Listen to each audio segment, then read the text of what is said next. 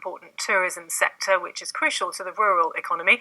So what does today's announcement mean for people who've had such a tough time through this pandemic? Let's find out with our West Wales reporter Jess Main, who's at the Noble Court holiday park near Narberth for us this evening.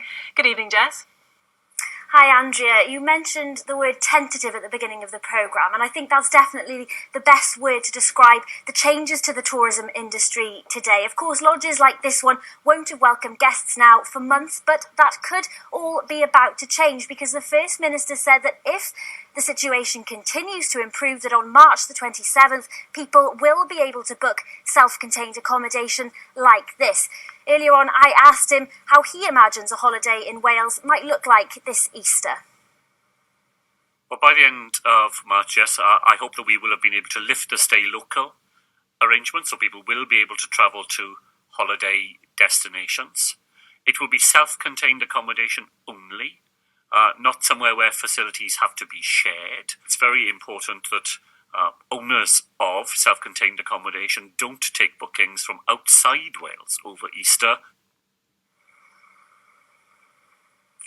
Well, there's been some concern that without that trade from England, some holiday businesses will really struggle this Easter. Hugh Pendleton joins me now. Welcome to the programme. Hugh, is that a concern for you? Yes, it is. I think England is a very important part of the tourism economy in Wales, so yes, it is a concern. And is there a concern as well about how, where the onus is, who might police who is booking and where they live? Yes, I think there's a great concern for that, particularly with the announcements I've seen earlier on today in the media about lockdown may be slowed.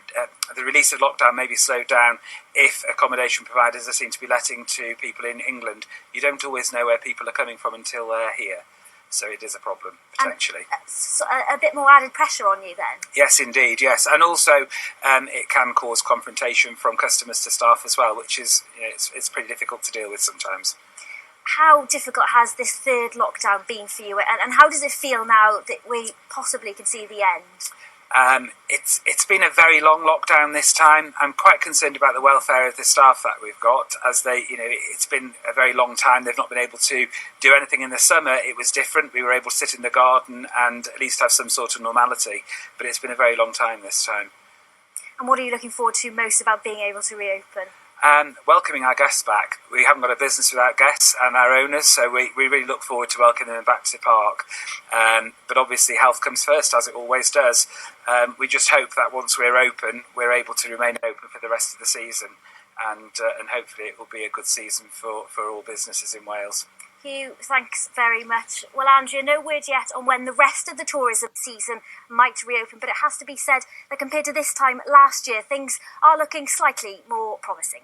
Jess near Narberth, thank you very much indeed.